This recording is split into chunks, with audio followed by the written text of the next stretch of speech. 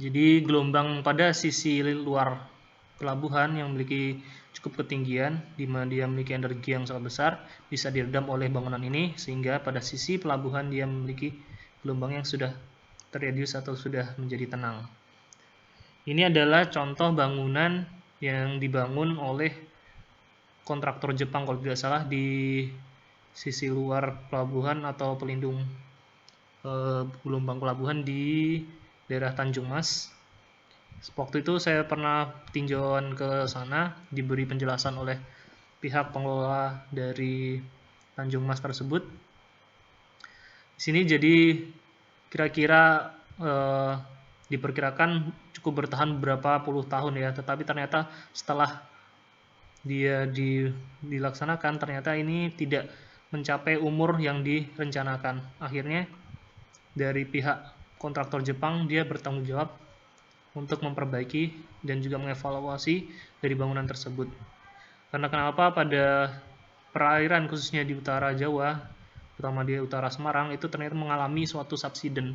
Jadi ada penurunan tanah sehingga dari bangunan ini juga mengalami penurunan.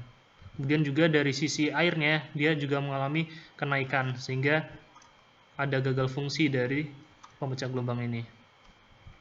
Baik, saya lanjutkan untuk pemecah gelombang campuran. Jadi ini ada ketentuan yaitu di mana kedalaman suatu perairan itu lebih daripada 20 meter maka bisa atau disarankan menggunakan pemecah gelombang sistem campuran ini. Jadi ada tipe campuran memerlukan pertimbangan lebih lanjut mengenai perbandingan tinggi sisi tegak dengan tumpukan batunya. Pada dasarnya bagaimana tipe campuran itu?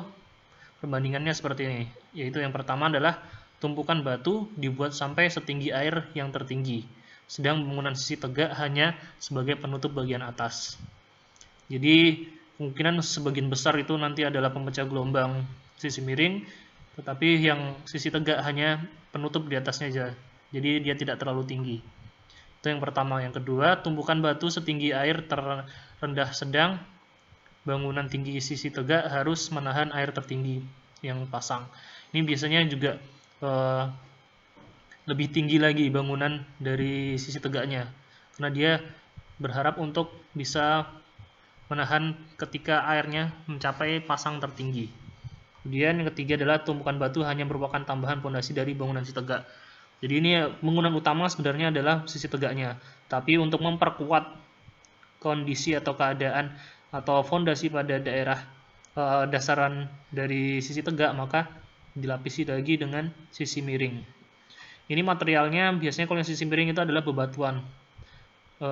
Yang pertama pastinya adalah pasir dengan butiran yang lebih halus, kemudian ditumpuk lagi atau dilapisi lagi dengan batuan yang butirannya lebih besar, dan ditambahkan lagi pada batuan yang lebih besar lagi daripada lapisan yang kedua dengan sisi miring tertentu, dan juga diharapkan bisa menahan atau menopang dari pemecah gelombangnya sisi tegak.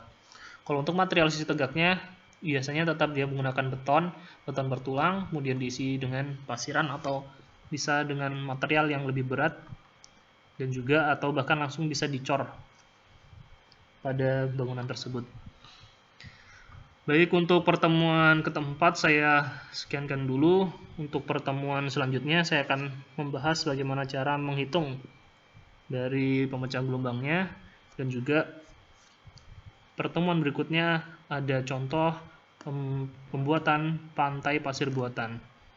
Jadi untuk hari ini saya cukupkan. Terima kasih atas perhatiannya. Akhir kata, wabillahi taufiq wal hidayah. Wassalamualaikum warahmatullahi wabarakatuh.